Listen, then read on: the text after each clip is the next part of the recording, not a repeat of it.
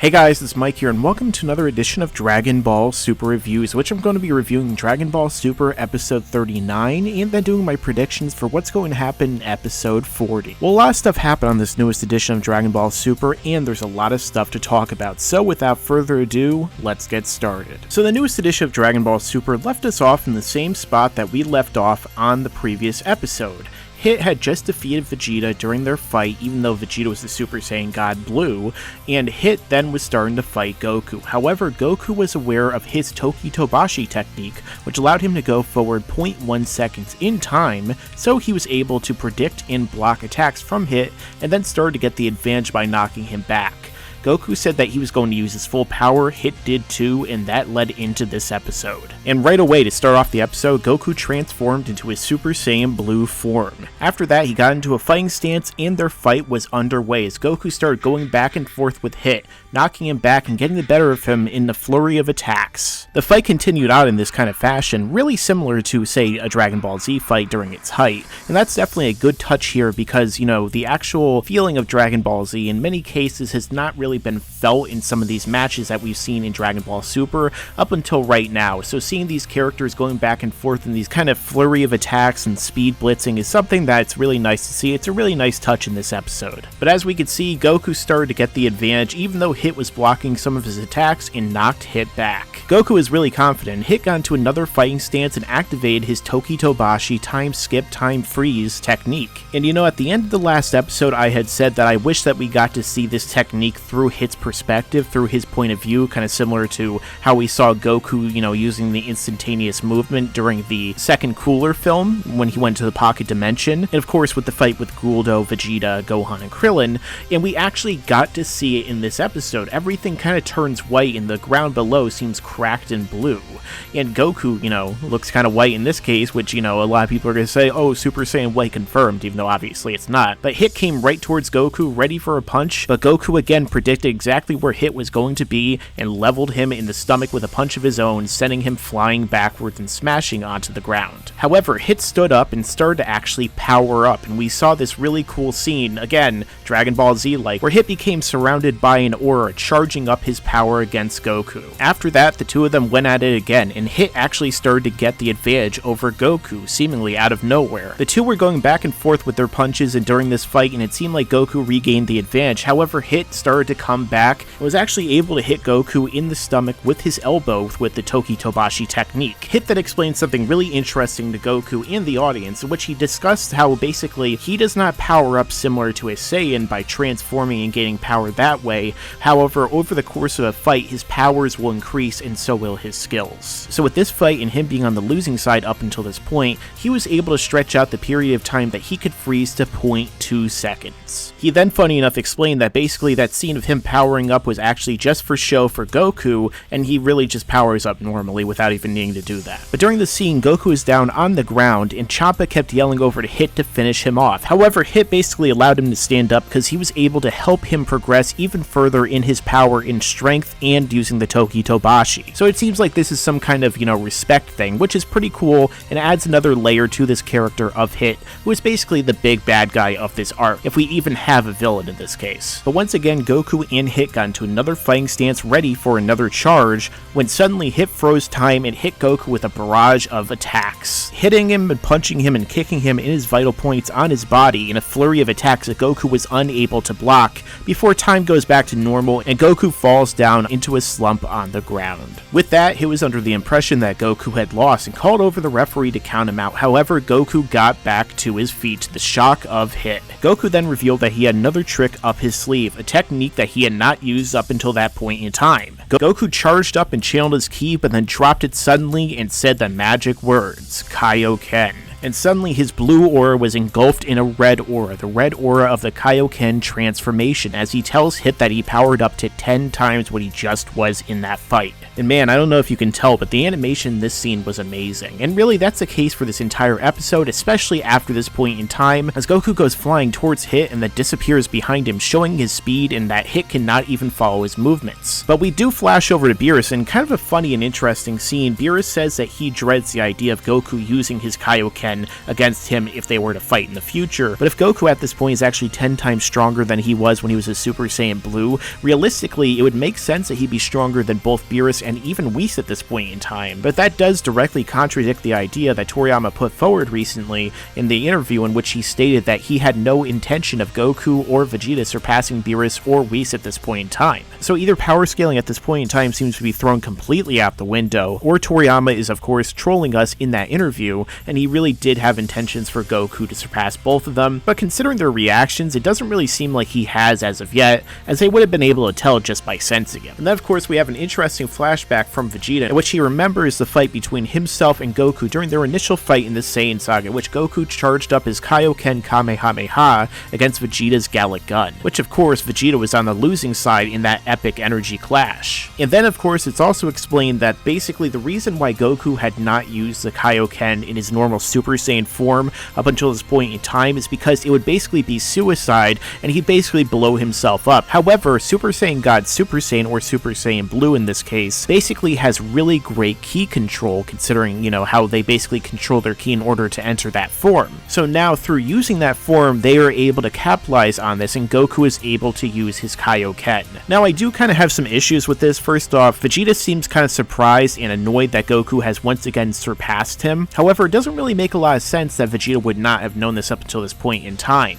Is this the first time that Goku has used this technique? Goku does say that the odds are against him in using this technique because the fact that it is a 10% chance of actual victory versus a 90% chance of failure. So it is possible that he didn't, but it is kind of hard to believe that during the 3-year period of time which Goku was training with Vegeta right before they went to the tournament in the Hyperbolic Time Chamber, that Vegeta would not be aware of this technique. It just doesn't really make a lot of sense to me. But at least they gave a kind of explanation for why Goku is able to use this, as opposed to simply saying, oh, now he has Kaioken, rather than explaining to us why he's able to use it. It didn't use it against anyone after Frieza, except for in the filler with Pikkon. And then Goku charges up to full power, and we get to the best part of the episode, in which Goku and Hit fly at one another, punching at one another and hitting each other in a giant assault of different varying moves. And during this point in the fight, it's really cool that actually Chozetsu Dynamic, the main theme song of Dragon Ball Super, starts to play. It's really similar to that point in the fight between Goku and Beerus in the Battle of Gods movie, in which Hero by Flow starts to play during that awesome final confrontation, a part of their fight. But eventually Goku drops back down to the ring, charges up a Kamehameha, and fires it at Hit. Hit puts up his guard to stop it. However, at the last second, the Tokitobashi is activated, and Hit appears within the Kamehameha itself, powered up, and Goku flies up into the blast itself as they clash for a final time with the energy obscuring the camera, and that is the end of the episode. Now I have to say I'm kind of conflicted about this episode overall. I'll start with the positives as to why, and then I'll get into the negatives. Mostly with this episode, I feel overall that the positives of this episode are the animation is great, the music is great, the fight choreography is great. There's actual tension in this episode, which seemed like it was going to go away after the ending of the last week's episode, in which Goku clearly had the advantage. There's character development in this episode for Hit, showing how he actually has an honor code, and he's more than simply a generic hitman who is only going out of his way to win for a job. The scene in which Goku and Hit are standing off with one another, facing one another while Goku is powering up into his Kaioken, and Choppa is yelling at him to attack him, is very reminiscent of how Goku was when King Kai was yelling at him on Namek when Goku is standing by and allowing Frieza to go to his full power. He seemed interested and he really wanted the best fight he could possibly get. And of course Hit is 1,000 years old, so it only makes sense that he'd want to try and get the best fight possible, because he's probably so used to easily beating people. And of course the Super Saiyan Blue Kaioken was definitely awesome. It was great to see that Goku can once again use that technique, and that Toriyama really hasn't forgotten about the Kaioken technique. It's one of the most iconic techniques in the entire series and the entire franchise, so it's great that we got to see it once again in this fight between Goku and Hit. And not to mention, it looked amazing. That entire ending final fight sequence was awesome. Probably one of the top 5 fight sequences, maybe even number 2, maybe even number 1, but that's kind of hard in this case, in the entire series of Dragon Ball Super up until this point. And the biggest thing for me is this episode went out of its way to actually actively fix some of the issues that I had with the ending of last week's episode. I was annoyed that nothing character from nowhere gives Goku the information he needs to take advantage over Hit. And that that case, Hit was able to amp up and continue to make his Tokitobashi even more powerful, which made the fight with Goku even more difficult and added tension. Hit powered up and started to get the advantage over Goku, and he used some awesome moves and techniques to do it. And even though Goku powered up with this awesome new technique and looked like he was ready to defeat Hit with ease, the fight continued to go, and it wasn't even over with this episode. On the other hand, I am kind of annoyed with some of the writing that has happened, that has transpired leading up to Goku being in this fight, or at least kind of having certain information handed to him and not really figuring out and adding to that character development of Goku's fighting tactics and technique and fighting mind. And I do still feel that Vegeta's fight with Hit was kind of diminished, considering the fact that Goku didn't learn based upon Vegeta's fight how to counter Hit's attacks, but was still rather told. Just a lot of the overall writing surrounding this fight and surrounding this part of the episode is kind of irritating, because the fact that I feel like it was lazy, or it could have been done better, and ultimately this episode really was saved by its execution, because the fact that this episode was so excellently executed and animated and directed that it really made up for the lack of a lot of logic, plot holes, and other instances that basically allowed this fight to come about. But really, when you think about it, that's kind of Dragon Ball the franchise in general. My favorite fight in the series, and what I think is probably the best fight in the series overall, as I said in my video about the top 5 fights in Dragon Ball Z, is Gohan versus Cell. And a lot of plot holes and contrivances and issues led to that fight coming about in the first place.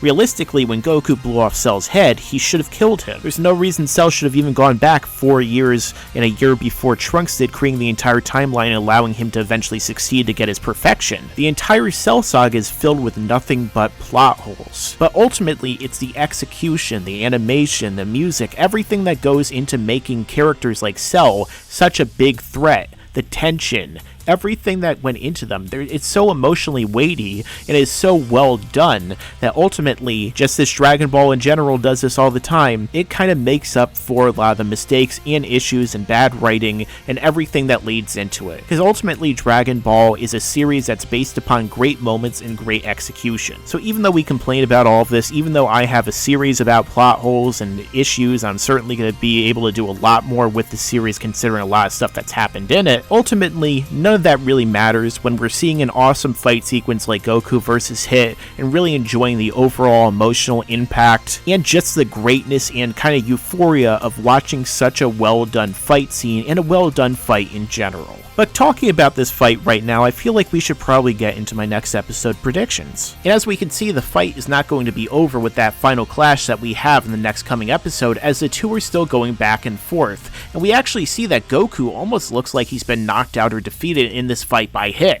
This is definitely very interesting because it seemed like up until this point, Goku is definitely going to win.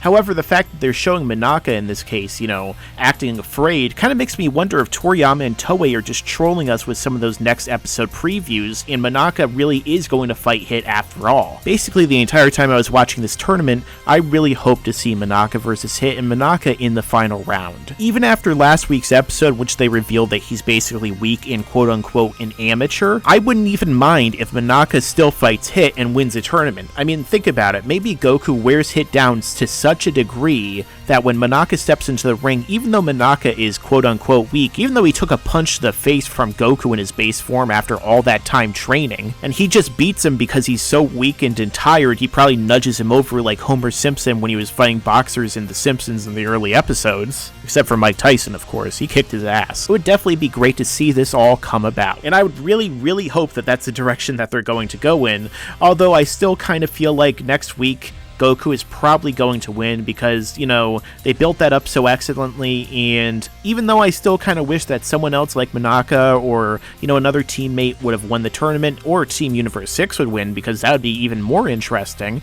ultimately the way they're executing it at this point in time, I really am not going to mind Goku winning the tournament. I won't have a problem with it. I'm mostly just concerned with what's going to come afterwards, and I really hope that something great is coming even more so after this tournament. So because if Dragon Ball Super continues to grow to this height of quality, and this entire tournament arc in my opinion has continued to show how they've continued to expand in quality, I can only imagine what the next arc is going to hold for all of us. Well, my name is Mike, and this has been another edition of Dragon Ball Super reviews and predictions. Tell me your own thoughts down below. Do you agree with me? Do you disagree? What did you think of this episode overall? What would you give it in terms of, say, a rating? Let me know down below. Also, don't forget to like, comment, share, and subscribe. And as I always say, stick around, because there's a lot more to come in the future.